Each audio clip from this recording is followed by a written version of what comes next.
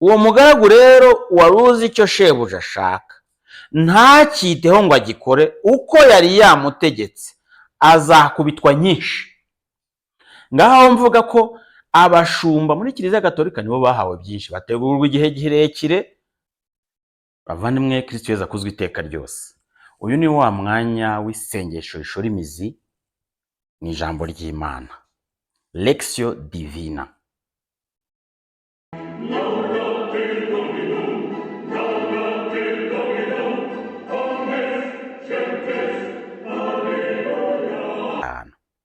Niryo shingiro ry'ijambo ry'Imana tugiye kwigaho kugira ngo ritwerekeze ku Mana. Reka tubanze tujye imbere y'Imana, tuyisabe umwuka wayo kugira ngo tuyoborwe nawo. Ku izina ry'Imana Data na Mwana na Roho Mutagatifu, amen.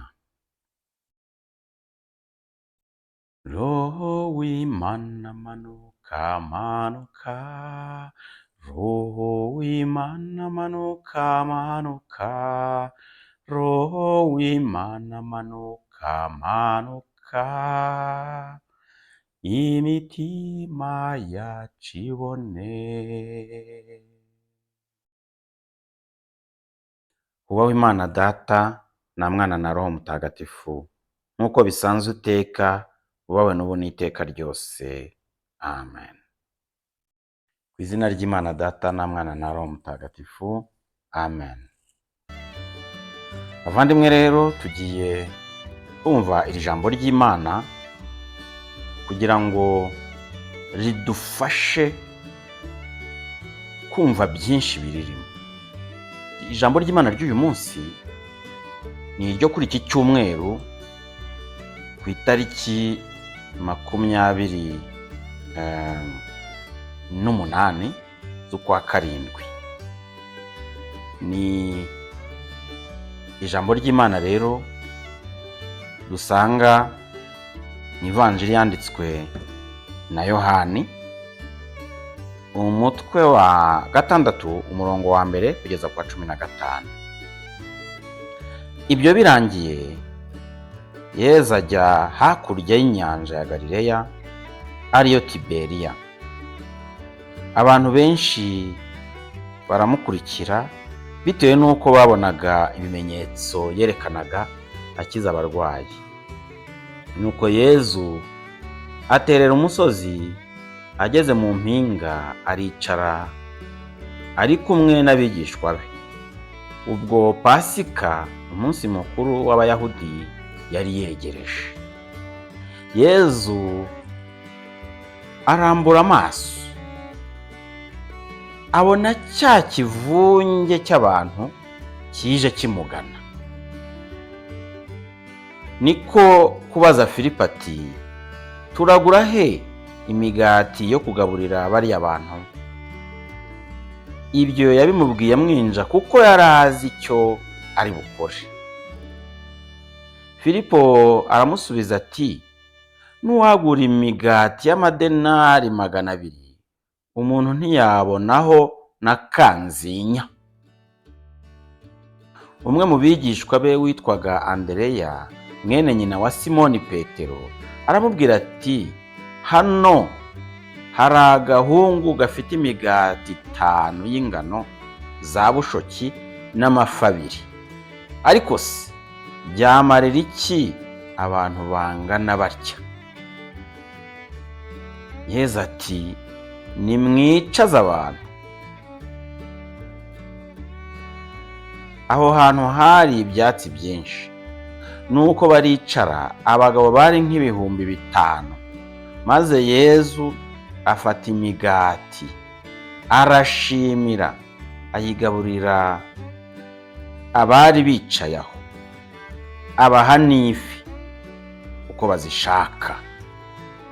Bamaze guhaga, Yezu abwira abigishwa bati, nimurundarunde ibimanyu bisigaye, ntihagire ibipfa ubusa. Babishyira hamwe maze buzuza inkangara 12 z'ibimanyu kuri ya migati 5 y'ingano za bushoki byashigajwe n'abari bariye. Abo bantu babonye ikimenyetso Yezu amaze gukora, baravuga bati koko ni ukuri, uyu ni wa muhanuzi ugomba kuza mu isi. Yezu rero amenya ko bagiye kuza kumujyana ku mbaraga bakamwimika, arongera ahungira ku musozi ari wenyine. Iyo ni ivanjiri ntagatifu. Bavandimwe rero, ijambo ry'Imana tumaze gusoma ni igitangaza cyo gutubura imigati.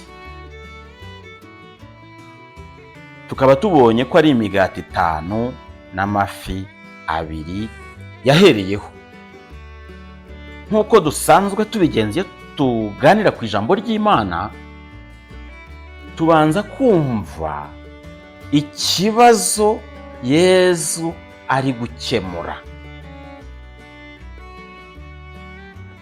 kugira ngo twumve neza n'igisubizo ari gutanga.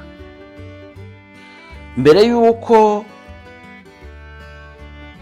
twinjira muri iri jambo nyirizina, reka twibutse ko iki gitangaza kiboneka mu mavanjiri uko yanditswe na bariya bane.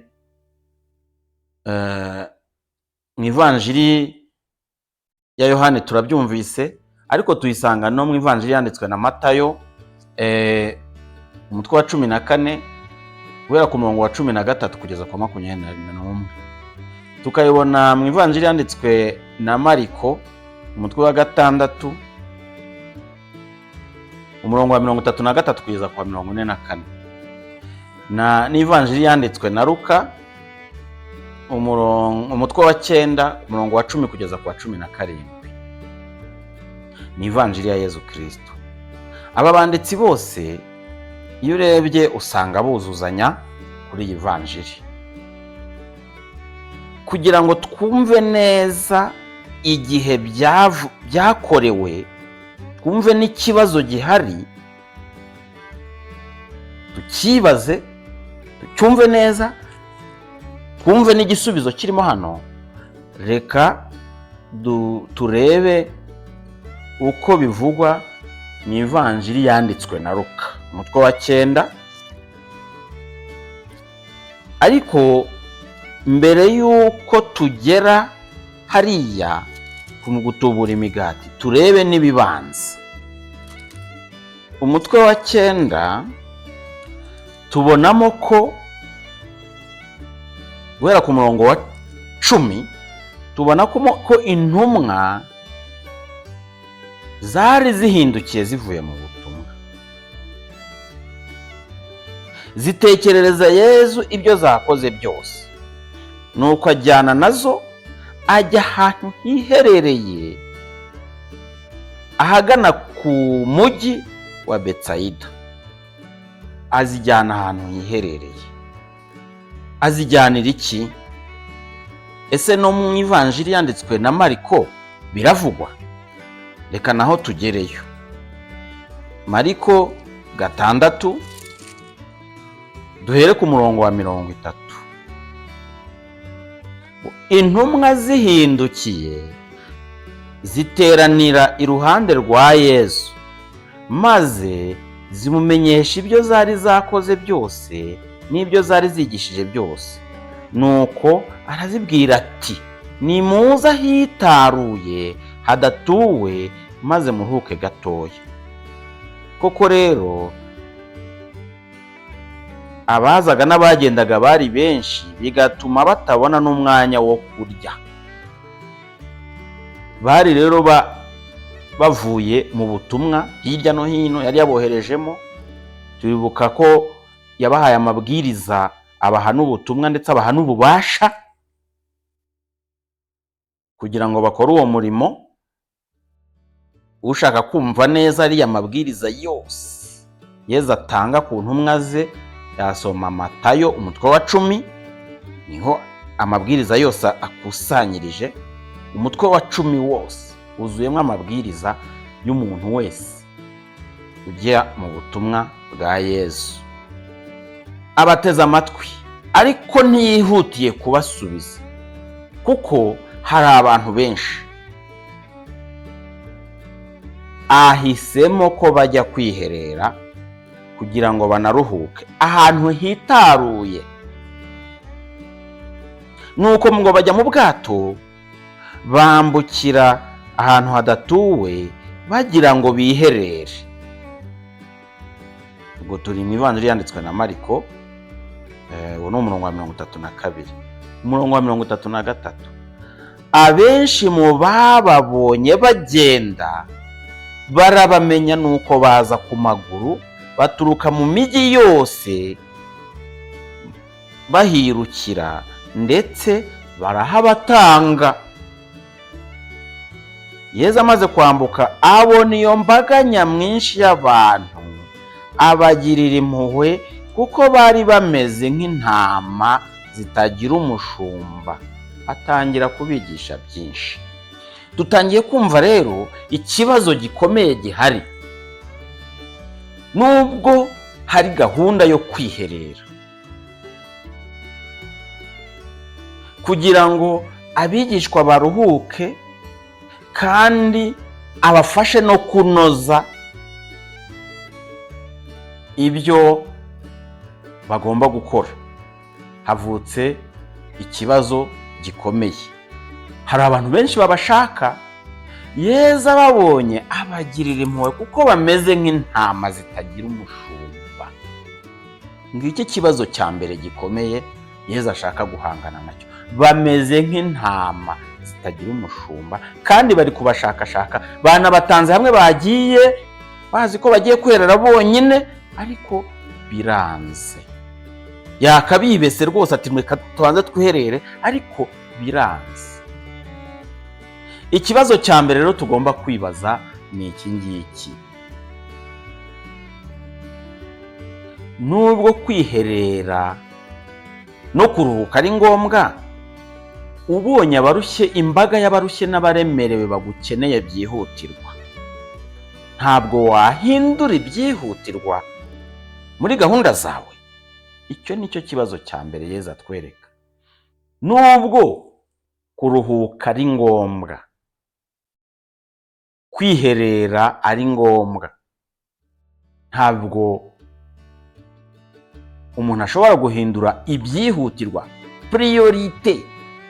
priorities, kugira ngo ibibazo byihutirwa bikemuke maze abone gukomeza za gahunda.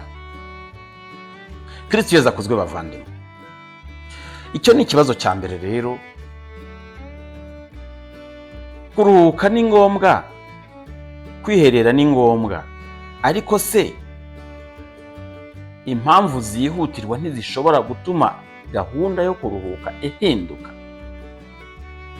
Icyo ni ikibazo cya mbere. Icya kabiri rero ni iki ngiki tuza gusanga muri iriya vanjiri uko yanditswe na Yohana. Ese ni gute umushumba wese yahaza abashinzwe, yahaza intama ze? Ese birashoboka? Ni gute niba bishoboka? Kristo Yesu akuzwe bavandimwe. Ibyo bibazo bibiri nibyo tugiye kumva uko Yesu abisubiza muri iriya vanjiri. Niyo mpamvu twavuze ngo harimo ibanga. Harimo ibanga muri iyi vanjiri. Ku cyambere rero, reka twemeze ko kuruhuka no kwiherera ari ngombwa. Reka duhere ndetse ku kwiherera nk'igikorwa cyo gusuzuma ibyo umuntu yakoze. Twari tumaze kubona yuko abigishwa ba Yesu Kristo bavuye mu butumwa hirya no hino barushye, baje bishimye kuko bakoze ibitangaza byinshi, baje bishimye kuko hari aho bakiriwe, baje bishimye kuko bahanantuye shitani, kuko birukanye roho mbi. ariko Yezu amaze kubona ukuntu bishimye, bakoze ibitangaza, babikoze rwose ibyo yabatumye, ndahamya ko na Yezu yishimye. Ariko hari ibyo Yezu ashaka ko banoza. Imana mwari muzi ko yaremye kunoza. Mu gihe yaremaga, yaremye no gusuzuma. Nitureba neza mu ntangiriro, turaza gusanga yuko n'Imana iratekereza. Intekerezo, pense, irategura, yarangiza ikavuga, yarangiza kuvuga igakora. Ariko ntibirangirira aho ngaho, iranasuzuma. Kristo Yezu akuzwe bavandimwe. Reka tunyarukire mu ntangiriro turebe ukuntu Imana yaremye gusuzuma, evaluation. Imana ntabwo itekereza gusa ngo ivuge gusa, ikore gusa, irabanza igatekereza. Ibyo igiye gukora ikaba ifite mu ntekerezo, mu mugambi, irabigambirira. Yamara kubigambirira, yamara kubitekereza, planning, ikabivuga. Muri uko kuvuga kwayo ni nako gukora, kuko ivuga itegeka ngo bibeho, ikabikora. Rero iratekereza, ikavuga, igakora. Reka tubone rero ukuntu isuzuma. Umunsi wa mbere n'umunsi wa kabiri, iyo urebye usanga Imana yararemye isanzure irimo n'urumuri. Ariko nk'uko tubibona ku munsi wa kabiri, imaze kurema isanzure, ikarema urumuri, ikarema isi n'ijuru, ndetse igatandukanya ubutaka bwumutse n'inyanja, turebe ibyo duhita tubona irangije iminsi 2. Ahumutse, Imana ihita ubutaka, ibidendezi by'amazi ibyita inyanja. Imana ibona ni byiza. Ibibona gute?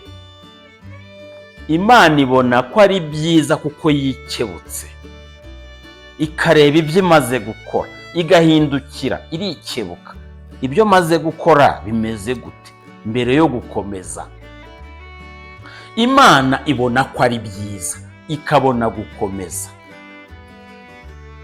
Noneho imaze kurema isanzure, imaze kurema isi, ariko itarajyaho ibinyabuzima. Noneho rero igiye kurema ibimera, ibinyabuzima bya mbere. Imaze kubirema, irema n'ibinyarumuri byo mu kirere. Murabizi ko ibimera ntabwo bishobora kubaho bidafite urumuri. Izuba by'umwihariko, urumuri rw'izuba ni ngombwa, photosynthèse ni ngombwa kugira ngo ibyo bibeho. Rero ntabwo Imana yaruhutse ikirema ibimera gusa, ahubwo n'ikibitunga cyo izuba rinyura mu mababi kugira ngo ritunge ibimera. Noneho imaze kubikora, none irongera irasuzuma ngo Imana iravuga iti ntihabeho ibinyarumuri mu kirere cy'ijuru bitandukanya amanywa n'ijoro, bibimenyetso biranga ibihe by'amakoraniro, bijye kandi biranga iminsi n'imyaka, byakire mu kirere cy'ijuru kugira ngo bimurikire isi. Biba bityo. Nuko Imana ihanga ibinyarumuri binini 2, ikinyarumuri kinini kugira ngo kigenga amanywa, n'ikinyarumuri gito kugira ngo kigenga ijoro. Ihanga n'inyenyeri, Imana ibishyira mu kirere cy'ijuru kugira ngo bimurikire isi, no kugira ngo bigenga amanywa n'ijoro, bitandukanye urumuri n'umwijima. Imana ibona ni byiza, irongeye irasuzumye. Aha ni ku munsi wa 4. Ku munsi wa 2 yarasuzumye, ikimara kurema isanzure no kurema isi itarajyaho ibinyabuzima.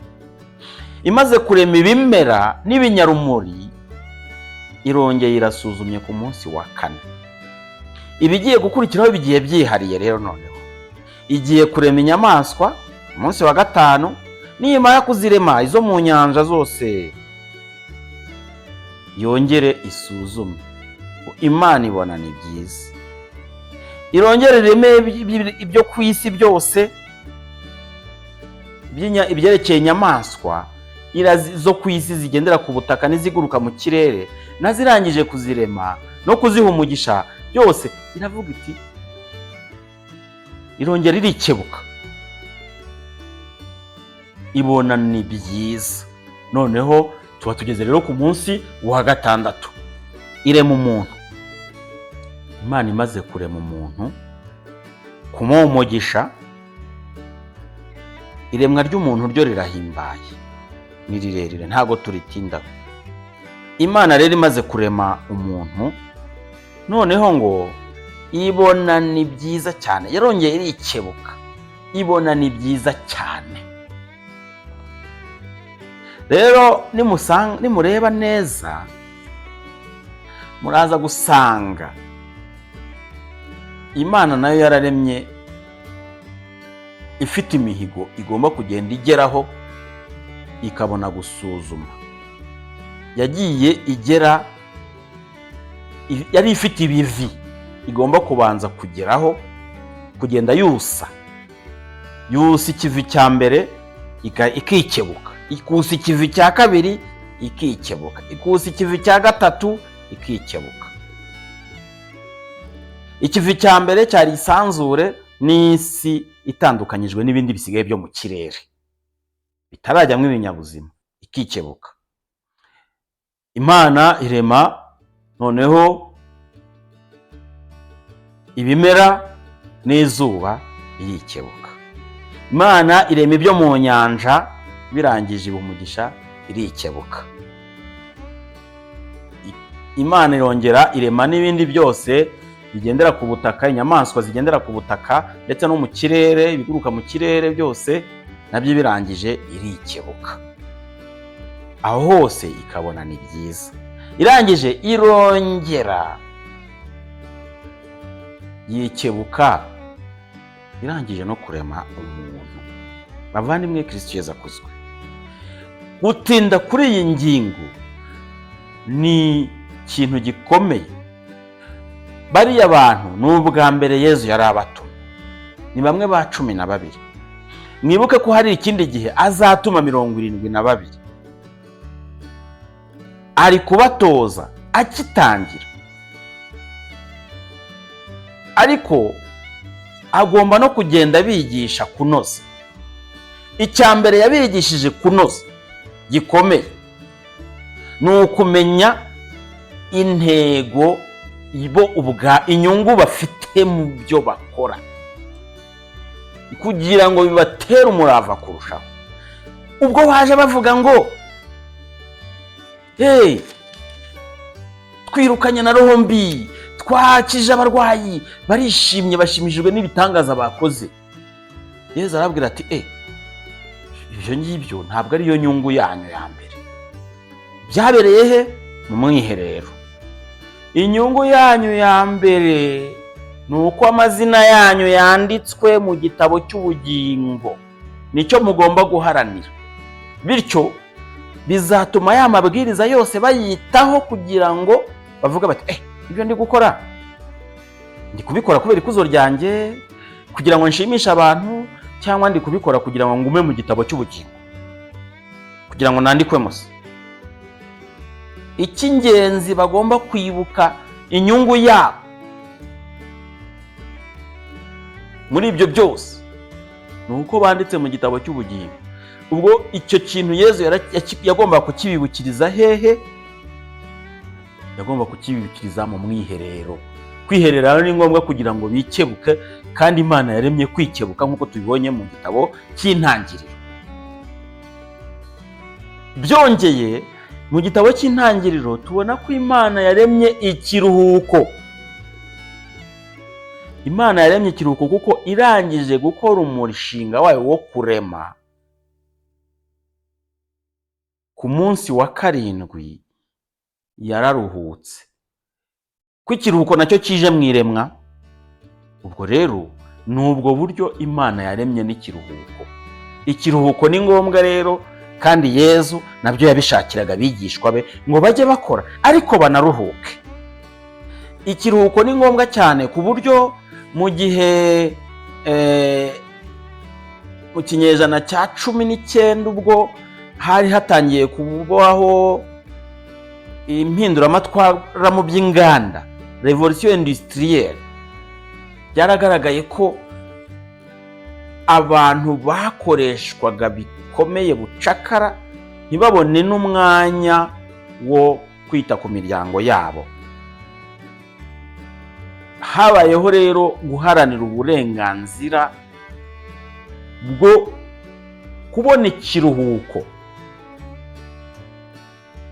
Ubwo burenganzira abantu barabuharaniye kuko bwari bufite ishingiro, barabuhabwa. Umuntu agomba kugira amasaha akora ku munsi, akagira nayo kuruhuka,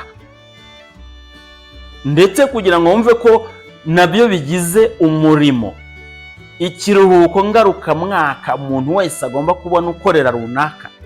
Leta yabyitayeho uyu munsi, amaleta yose y'isi, amahame mpuzamahanga, ni ikiruhuko gihemberwa, congé payé. Ikiruhuko rero nacyo ni ngombwa. Imana yarakiremye nayo iraruhuka. Ni gute abaremwe nayo bo batagomba kuruhuka? Bagomba kuruhuka, kandi kuko nabyo bituma uwaruhutse akora neza. Ikiruhuko gihemberwa, congé payé. Akenshi hari abantu bagakoreshwa kumwe nyine, bavuga bati dufite abakozi bake, umukozi ahagaze hari ibitakorwa, ugasanga yakonje yemerewe mu mwaka ntayikoze, bakamubwira ngo uzayifata umwaka utaha, kandi nabwo bitazabishoboka. Iyo konje kuko ni payé, wishyurwa umushahara uri muri konje. Iyo rero ku busanzwe amahame ateganya yuko niba umwaka urangiye, iyo konje utayihawe ngo uyijyemo, ugomba guhabwa umushahara ujyanye nayo wihariye. Ariko ibyo ntabwo biba biguhaye ikiruhuko. Amafaranga ntatuma uruhuka mu bwenge bwawe, mu bwonko bwawe, mu mutima wawe, ntatuma ubana n'umuryango wawe. Ikiruhuko ubwacyo kirakenewe. Akenshi rero kuko abakoresha baba batarateganyije amafaranga yo kwishyura mwene izo konje, cyangwa bashobora kubiregerwa bakabiryozwa, biba ngombwa yuko batanga iyo konje nyine, kuko ni ikintu umuntu akeneye. Yezu rero yabitekereje mbere yacu twese. Imana yabitekereje mbere, ubwayo irarema ikiruhuko, iraruhuka. Na Yezu kubigishwa be yabahaga ikiruhuko. Bavandimwe, Kristo Yezu akuzwe. Kristo rero kuri icyo kibazo turabibonye, ukwiherera kugira ngo bikebuke. Yezu areba aho batakurikije amabwiriza, Yezu abagarure mu ntego. Hari igihe ese umusaruro twashakaga twawubonye? Hari igihe abantu batangira gukora umushinga, bagakora, bagakomeza bagakora, bakibagirwa gusuzuma, bagashiduka baratandukiriye, batakiri mu ntego bari bagamije. Yezu rero ashaka kugira ngo imbaraga habeho ikintu cyitwa kunoza, imbaraga zose zigane neza kuri wa musaruro abantu baba bashaka. Yezu rero ni uko nguko ashaka gutoza intumwa ze. Kristo Yezu akuzwe bavandimwe. Twinjire rero noneho mu kibazo cya kabiri. Ese umushumba wese ashobora guhaza intama ze? Igisubizo twahita dutanga, umushumba wese ashobora guhaza intama ze akoranye na Yezu gusa. Niba adakorana na Yezu ntazazihaza. Niba akorana na Yezu azahabwa koko Roho w'Imana kugira ngo abashe kuzihaza. Bavandimwe, iyi vanjiri iratwereka ko habayeho ikiganiro.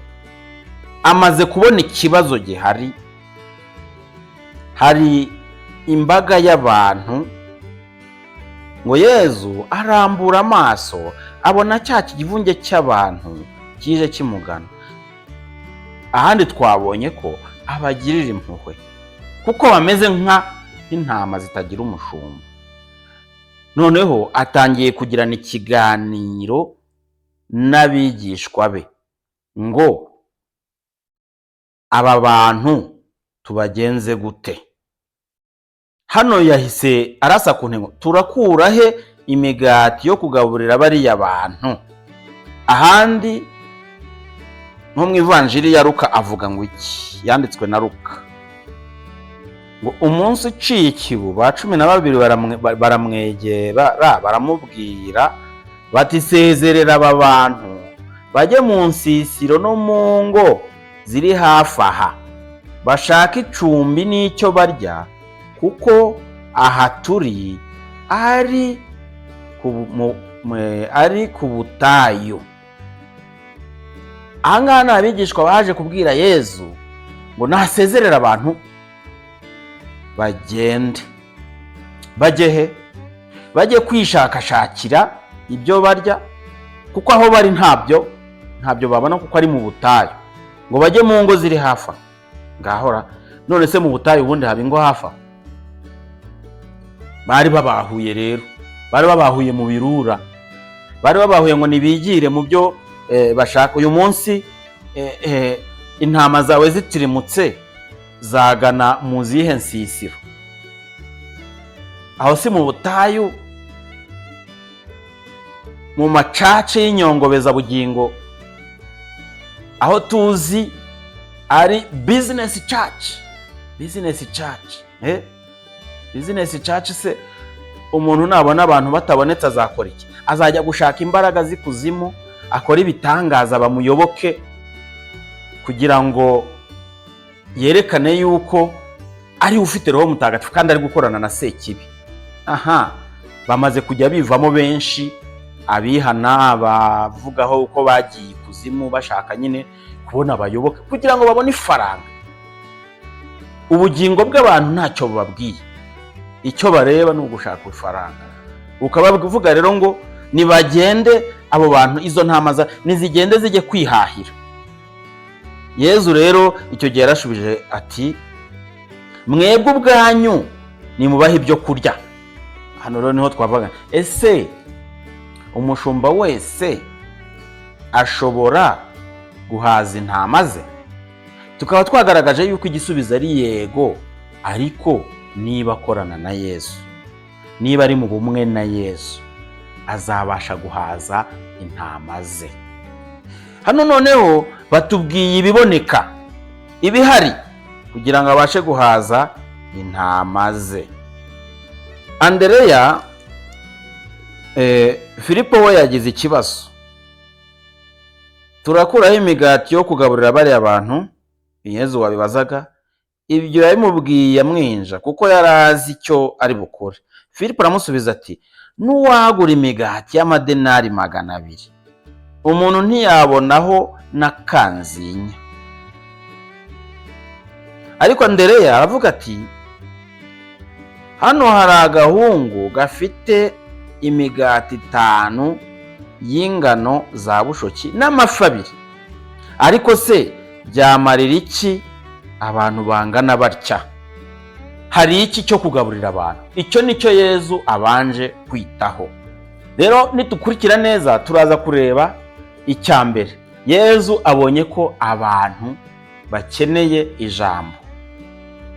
Yezu abonye ko n'abantu bakeneye ifunguro ry'umubiri.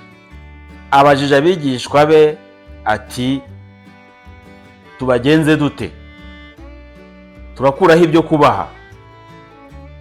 Bo bari kumubwira bati ntabyo twabona, dore kariya gahungu kari gucuruza imigati n'amafi, gafite amafi 2, imigati 5 n'amafi 2, ariko sibyo byamara iki?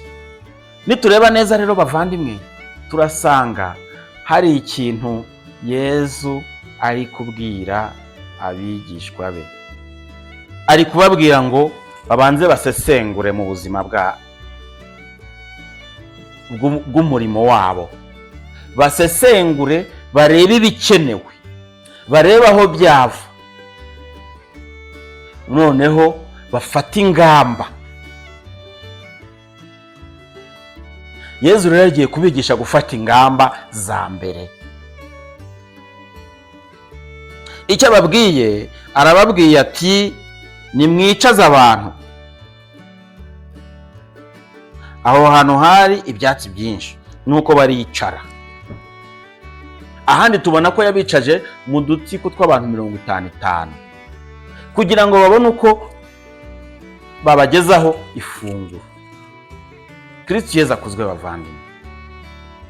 Uyu munsi muri iri jambo turabonamo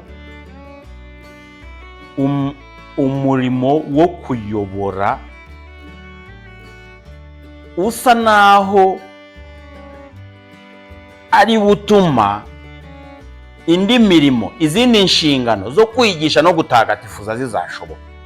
Kiliziya ifite inshingano 3: kwigisha ari nacyo nyamukuru, gutagatifuza ari cyo cya kabiri, ndetse no kuyobora. Ariko iyo kuyobora bipfuye n'ibindi ntibishoboka. Kuyobora niho hazamo gutegura, gusesengura, ukamenya ibyiciro by'abantu n'ibyo bagiye bakeneye, ukamenya ikigomba kugaburwa mbere n'ikigomba kugaburwa nyuma. Hano Yezu yabanje arigisha, abahaza ijambo ry'Imana, ariko ntiyibagiwe yuko bafite n'umubiri. Kandi aravuga ati nimubahe ibyo kurya mwebwe bigishwa banjye ubwanyu, nimuba ari mwebwe mubaha ibyo kurya. N'indi nyigisho, ubutumwa bwa mbere yari yabahaye, yabohereje hirya no hino, bakajya bakirwa mu ngo, barangiza bakagenda banyura hirya no hino aho basanga abantu babigisha. Ariko ubu noneho hari imbaga bafite aho ngaho bagomba gucungira ubuzima bwa roho n'ubw'umubiri, byose bikitabwaho. Yezu hano ari kugaragaza uko umushumba mwiza agomba gukora. Noneho hari ibyo rero, ibyo byose muri uko kugabura byose hazamo gutegura, planning. Ariko wa mushumba we nushaka gutegura nk'uko Andereya ari kuvuga ati, cyangwa Filipo akoresheje ubwenge bwe gusa, adakoranye n'Imana, adakoranye na Yezu, nta kintu uzabasha gukora. Nuramuka witandukanyije na Yezu ugashaka gukora nkawe, uzohereza abantu bawe mu birura ngo bajye kwishakashakira aho kwakira ibiturutse kuri Yezu ngo abe ari byo ubagaburira. Yezu rero arabizi yuko umushumba wese ahorana amafi 5 n'imigati 2, ariko kugira ngo bibakwire imbaga y'abantu barenga 1000, birasaba gukorana na Yezu, hakabaho gahunda y'igenamigambi, ukamenya ibyiciro by'abantu, ugakora udutsiko tw'abantu bato bato bake bakeya, kugira ngo ibintu byose bishoboke.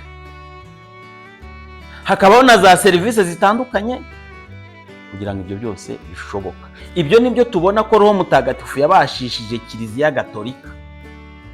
Muri Kiliziya Gatolika hari ikintu kigaragara, hari amakomisiyo ashinzwe amaserivisi atandukanye kugira ngo ibyiciro byose bibe byagerwaho. Hakaba kandi uburyo bwo gukorera mu nzego zigiye zitandukanye. diyoseze igabanyijemo amaparuwase, amaparuwase agabanyijemo amasantarare, tukabona kugera no ku miryango remezo y'abantu bakeya baturanye bagomba gufatanya guhamya ubukristu, ariko akaba ari naho bagomba kugaburirwa kugira ngo buri wese agerweho. Ariho n'umushumba ari we wese agomba gushyira imbaraga, akamenya ngo uriya muryango remezo urafite ubuzima, uriya muryango remezo ufite ubuzima. Ba bantu 55 turebere neza ku buryo inkambi z'impunzi zikunze kubakwa, aho bagena quartier y'ingo 40, ariko bakongera agafata muri za ngo 40 10 zigahurira hafa kugira ngo bibashe urugo rwose rubashe kugerwaho, bikagenda rinahabwa n'umuntu. Bavandimwe, ahangaha turabona uburyo kuyobora iyo bipfuye, kwigisha no gutagatifuza ntibishoboka. Kuko rero umuntu wese Yezu ari kumusaba ngo banza usesengura ibikenewe, banza urebe ibyiciro by'intama zawe n'ibyo zigiye zikeneye. Turabonaho umushumba mwiza mu gitabo cy'umuhanuzi Ezekiyeli ngo naza, uwo ni Yezu bahanuraga nyine, nijye ubwanjye, Ezekiyeli 34:15-16, nijye ubwanjye uziragirira intama zanjye, uwo ni Nyagasani Uhoraho bivuze, nge nzazibyagiza ziruhuke, nzashakashaka iyazimiye, icyo ni kimwe mu byiciro, ngarure iyari yatannye, icyo ni ikindi cyiciro, iyakomeretse nyomore, icyo ni ikindi cyiciro, naho iyari irwaye nyondora, icyo ni ikindi cyiciro, ibyibushye ikanagira ubuzima bwiza nkomeze kuyitaho, nacyo ni ikindi cyiciro, zaragira zose nkurikije ubutabera. Ntushobora gucunga paruwasi irimo ibihumbi hagati y'10 na 30 mu maparuwasi yo mu Rwanda nk'urugero, ngo ubigereho udakoze inyigo y'ibibazo bitandukanye by'intama zawe. Kora inyigo kandi zo muri Kiliziya Gatolika ziroroshye, kuko umuyobozi w'umuryango remezo wateguwe ashobora kuguha amakuru yose, ariko biragusaba kwicara agasesengurwa. Ndetse umupadiri ntazicara wenyine, azafatanya n'abapadiri 2 cyangwa 3 bakoranye muri iyo paruwase, barebe ngo ni izihe priorities, ni ibihe byihutirwa. Agencement de priorité niyo planning, planification ni agencement de priorité, hiérarchisation de priorité. Aho ngaho niba habuze icyo kintu ndetse bigakorwa mu mwuka wo gusenga no kwambaza Roho Mutagatifu, bosi wa Kiliziya, ntabwo bizakunda. Kwigisha suko umupadiri wese abyuka ukwe, padiri 3 babana buri wese akategura uko ndukwe undukwe. Gutegurana ni ngombwa cyane, gutekereza ngo ni hehe twashyira imbaraga muri uyu mwaka, muri uku kwezi, muri iki gihembwe, ni hehe twashyira imbaraga muri iyi yubile. Inyigisho zigategurwa ku buryo zanyigisha ahantu hose umuntu ageza zihasanga, uburyo nta muntu n'umwe mu cyiciro cye ucikanwa na za nyigisho zikenewe muri iki gihe mu guhangana n'ibibazo biriho uyu munsi byugarije ubukristo. Ibyo byiciro rero bikaba bigomba gukorerwa planning. Planning ni icyiciro cya mbere muri management, mu gucunga. Kristo rero arabizi yuko iyo management ikenewe, ariko aduhamagarira kuba maso, ahamagarira abashumba kuba maso. Ninde utari umushumba? Umushumba, umukristo wese ntabwo ari umushumba ku rwego rwe, ariko inshingano zigenda zisumbana, birumvikana. Turebe rero uko Yezu abwira abakristo bose uburyo bagomba kuba abashumba beza. Ni ivanjiri yanditswe na Luka umutwe wa 12 guhera ku murongo wa 35 kugeza ku wa 48. Nimukenyere kandi muhorane amatara yaka, nimugenze nk'abantu bategereje shebuja uvuye mu bukwe, kugira ngo nagera iwe agakomanga bahite bamukingurira. Barahirwa abo bagaragu shebuja azasanga bari maso. Ndababwira ukuri, azakenyera abicaze ku meza maze abahereze. Naza no mu gicuku cyangwa mu nkoko agasanga bakimutegereje, barahirwa. Musanzwe mubizi, yaba nyir'urugo yamenyaga igihe umujura azazira, ntiyareka bamupfumurira inzu. Namwe rero nimube maso, kuko Umwana w'umuntu azaza igihe mudakeka. Tugiye kumva ikibazo Petero abaza hano, twumve n'igisubizo Yezu amuha. Ariko icyo twumvise ni uko abasaba kuba maso. Kuba maso rero ni ukumenya aho ibibazo biri, ni ukumenya ahagomba gushyirwa imbaraga, ni ukuba maso. Ngo nimube maso kuko hari ibintu biba ntimubibone. Uwo ni Bikira Mariya w'ikibeho, twabyumvise vuba. Petero niko kumubwira ati, mwigisha, nitwuciriye uwo mugani cyangwa se uwuciriye bose? Aha, ninde mukristo bitareba? Nyandi magambo, ninde mukristo utarebwa no kuba maso no kugira uruhare mu miyoborere myiza ya Kiliziya? Ntawe. Noneho rero Yezu agiye kugaragaza yuko twese turi n'abanyabintu. Ninde mukristo utarahawe, utarabikijwe amatarenta? Ninde mukristo utarabikijwe ingabire za Roho Mutagatifu? Yezu arasubiza rero ati, ubwo ni Luka 12 umurongo wa 42. Nyagasani aramusubiza ati, murabona umunyabintu w'inyangamugayo kandi uzi ubwenge, yaba uwuhe, ngo shebuja azamushinge abo mu rugo rwe, maze ajya abaha umugabane wabo w'ingano mu gihe gikwiye. Ndabanza ngarukira aho ngaho kuri icyo kibazo Yezu abajije, ariko anasobanuye uwo ahamagarira kuyobora intama ze, gukorana nawe.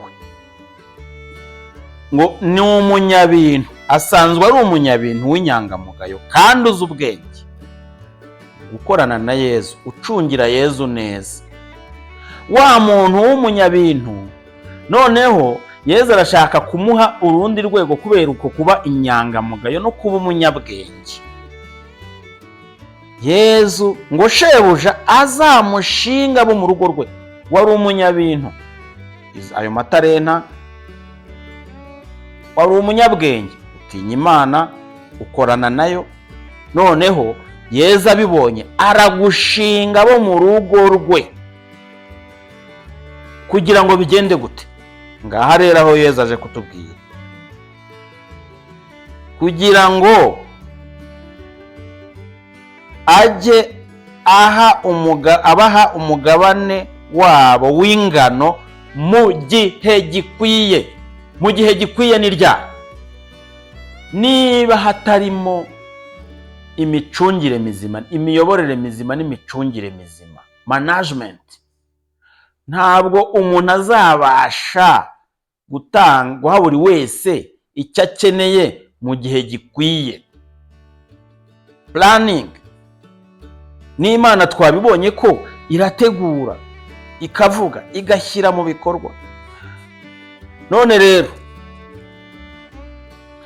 ngo arahirwa uwo mugaragu shebuja azagaruka agasanga agenza atyo. Ndababwira ukuri, azamushinga ibyo atunze byose.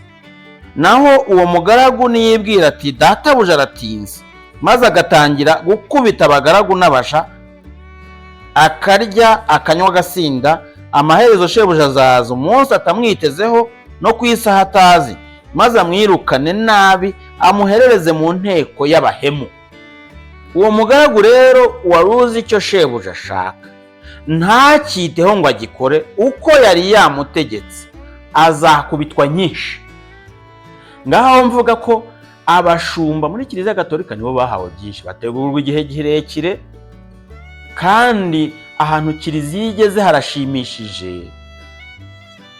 Ubuhanga Kiliziya ifite, ubunararibonye burashimishije.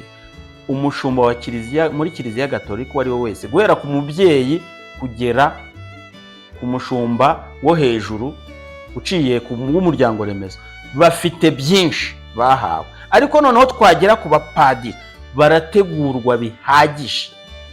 Simvuze yuko nta kibuze, ariko ugereranyije n'andi madini yagiye yiyonkora kuri Kiliziya Gatolika nyira ariyo nkuru, umushumba wa Kiliziya Gatolika arategurwa bihagije, ku buryo kuba afite abakristu n'ibyo yahawe, aramutse avuze ngo Kiliziya irakennye, ni yawe se kugira ngo uvuge ngo irakennye ko ari ya Roho Mutagatifu? Ni ya Roho Mutagatifu wagize abakristu bose abanyabintu. Buri mukristo afite ibintu yabikijwe bishobora kubaka Kiliziya, ku buryo kuvuga ngo Kiliziya irakennye kwaba ari ugutuka bosi wa Kiliziya ari we Roho Mutagatifu. Naho utazi icyo shebuja ashaka agakora ibidakwiye, wazakubitwa nkeya. Uzaba yarahawe byinshi azabazwa byinshi, n'uwo bazaba barashinze byinshi azabazwa ibiruta iby'abandi. Yezu rero muri evanjiri yo gutubura imigati niho atwerekera yuko mu by'ukuri iyo uri kumwe nawe ukorana nawe bishoboka, kuko yatweretse ko hari igihe cyo gusesengura ibikenewe, hakabaho n'igihe cyo gutegura, kandi kugira ngo abantu bategure bagomba kuvugana, dusesengure dufatanyije. Buri wese afite ingingo yagaragaza uko twasubiza ibibazo biriho mu bakristu b'abanyabintu turi bo, kandi buri wese yazana n'ubugororangingo.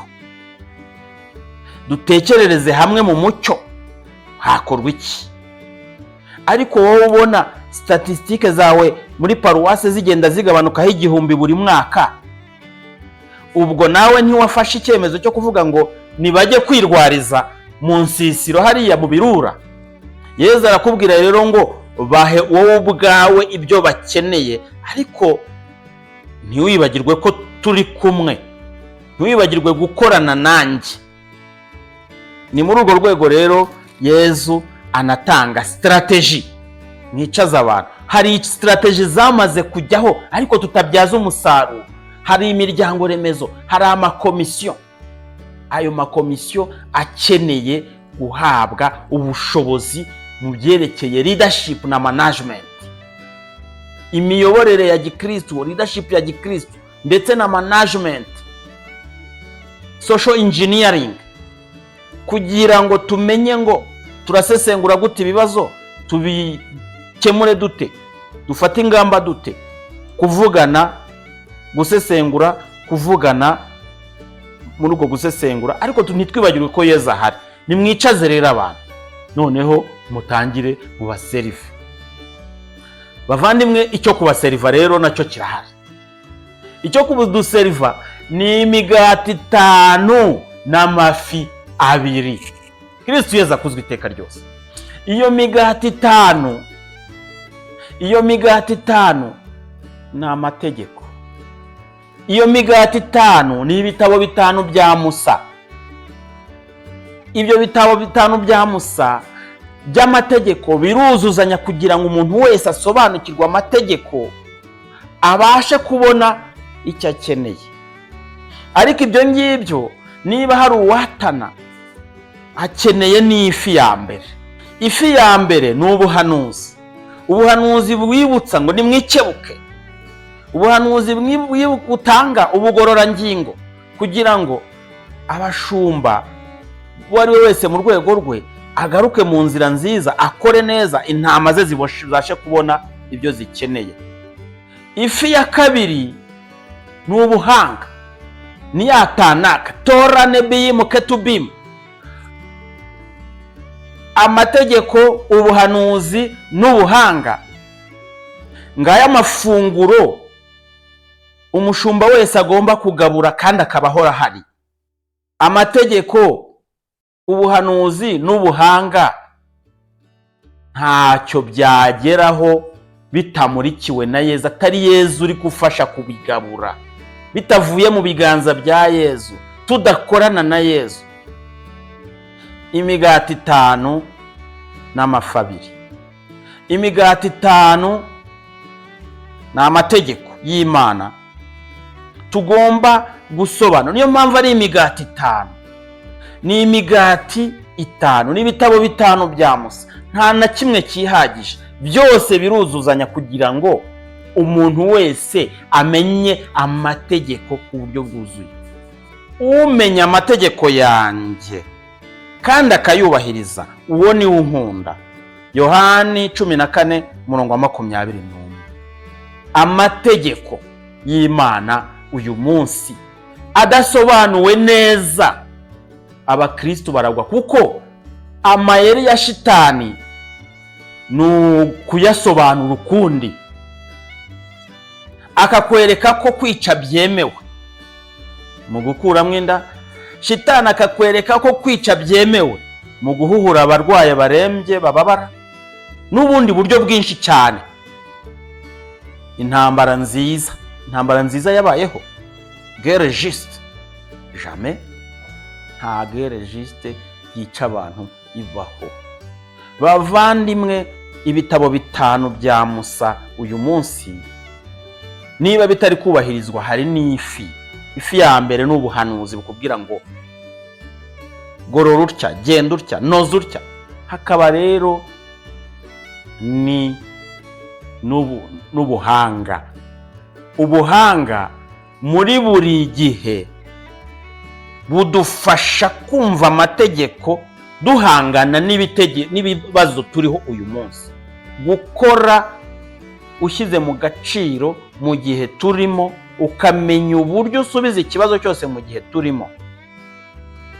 Ubuhanga ni ugushyira mu gaciro kandi ni ukumenya igikwiye muri buri gihe cyose. Ubwo buhanga nibwo Roho Mutagatifu dukeneye. Ubwo buhanga n'imbaraga za Roho Mutagatifu. Twongeye tukabivuga rero, imigati 5 n'amafi 2 uko tumaze kubivuga ni indyo yuzuye, ariko gusa iyo ari bivuye mu biganza bya Yesu.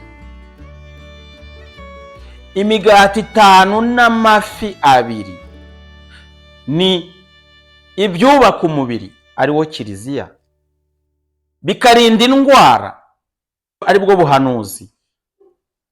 Ibyubaka umubiri, Kiliziya, ni amategeko y'Imana tugomba kubahiriza. Ubuhanuzi bukaza kudufasha kuturinda indwara. Kurinda indwara harimo kuzirwanya no kuzikumira.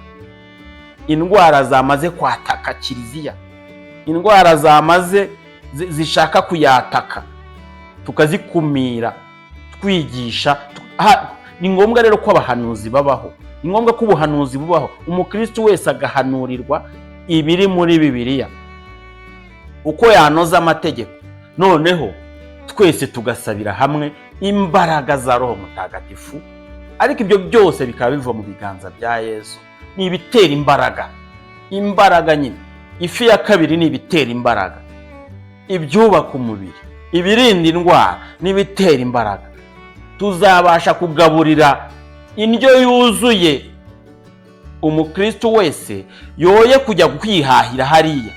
Ufite umwana yarwaje, aho kujya kubandwa no guterekera, asanga impano za Roho Mutagatifu zirahari muri buri paruwase, bamufashe amenye icy'ingenzi, abe yahitamo ubuzima bw'iteka aho guhitamo ubuzima buhita ngo atakaze ubugingo bwe n'ubw'umwana we ajya mu bapfumu.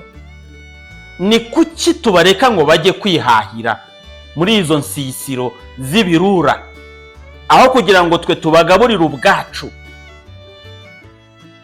Yezu rero arashaka yuko tumenya kumobiriza abantu, tukabashyira mu dutsiko tw'abantu bake bake, imiryango remezo, hakabaho za serivisi zitandukanye, amakomisiyo agakora neza, agahabwa ubushobozi muri leadership na management, bagakora planning zihamye zirimo hierarchisation de priorité kugira ngo umuntu wese abone ibyo akeneye, kugira ngo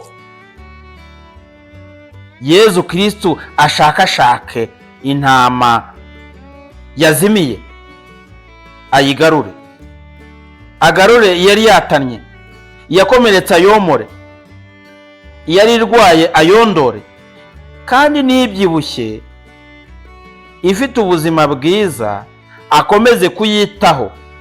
Bizanyura muri management ihamye. Ibyo ngibyo rero nibyo bizatuma umushumba wese aha uwo ari we wese umugabane we w'ingano mu gihe gikwiye. Luka 12:42. Bisaba rero kuba maso no gukorana na Yezu. Bisaba kumenya kumobiriza abantu, gukorera mu mucyo no kwirengera izo nshingano zose ufite. Bavandimwe, kandi twibuke yuko ubwigenge nyabwo nk'uko tubibona muri Ivanjiri ari ukumenya kwita ku bantu ukabaruhira. Ari wo wa murage wa Kristu w'itegeko rishya, kuba umugaragu w'abandi, koza ibirenge, kwemera bakakurya imitsi.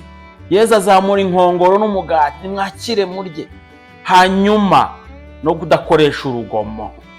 Ibyo ngibyo bikaba bitwereka yuko umushumba mwiza wese ari ukorana na Yezu, agakura muri Kristu, akareka Kristu akamukoreramo, akagaburira abantu. Uwo nguwo rero buri gihe aragabura, agasigarana inkangara 12, abanza abandi, ariko agasigarana ibikenewe byose byuzuye, kandi ntakorere ikuzo rye. Twabonye indi nyigisho muri iri gitura ry'imigati, abigishwa ngo baje bishimira ibitangaza bakoze, bafite vaine gloire, ikuzo ry'uko bashoboye gukoresha bwabo basha bahawe, bibagirwa ko babuhawe nyine. Ariko na Yezu nyirabwo dore icyo akoze, amaze gukora ibyo byose ngo abonye bashaka kumwimika nk'umwami, pyo arabacika, yigira mu musozi wenyine, ntabwo aharanira ikuzo rye bwite. Yabacitse, ariko ejo azabasanga ku nkombe yo hakurya kugira ngo ababwire igisobanuro cya ya migati 5 n'amafi 2, ababwire ko ari we mugati wuzuye, ko ari we dukeneye kugira ngo umushumba wese abashe guhaza intama ze.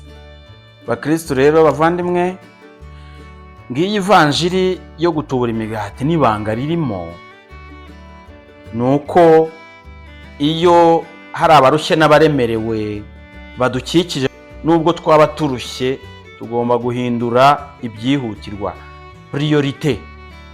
Hanyuma icyo tugomba kubakorera, tugomba kubanza gusesengura ibikenewe, tugakora urutonde nsumbanyagaciro n'ubwihutirwe n'insumba nyabwihutirwe, hiérarchisation de priorité, kugira ngo tumenye ngo, kugira ngo duhe buri wese icyo akeneye mu gihe gikwiye, abone ibyubaka umubiri, ibirinda indwara n'ibitera imbaraga, na kiliziya yose bihite bimera gutyo.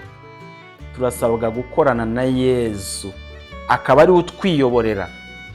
Imigati zahora ihari kuri uwo muntu ukorana na Yezu, kuko Yezu ari we mugati w'ubuzima.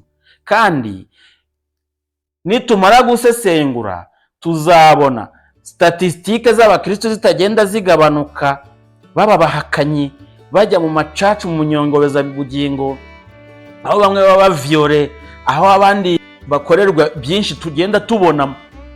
Murabizi biri guca ku nkoranyambaga, ahubwo tubone umubare w'abacunguwe ugenda wiyongera uko bwije n'uko bukeye, nk'uko tubisanga mu gitabo cy'ibyakozwe n'intumwa 2, uko abakristo ba mbere bari bahagaze, ngo basingizaga Imana kandi bagashimwa n'abantu bose, nuko Nyagasani akagwiza uko bukeye umubare w'abacunguwe. Aho kugira ngo statistique, imibare y'abacunguwe tugende tubona igenda igabanuka, igipimo ngiki cy'uko umushumba mwiza ari mu murimo we neza koko uwo ari we wese, umubare w'abacunguwe uragenda wiyongera. Kristo Yesu akozwe iteka ryose. Amen. Ndakuramutsa Mariya, wuje muhorana n'Imana, wahebuje abagore bose umugisha, na Yezu umwana wabyaye arasingizwa. Mariya mutagatifu umubyeyi w'Imana, urajya udusabira tw'abanyabyaha kuri ubu n'igihe tuzapfira. Amen.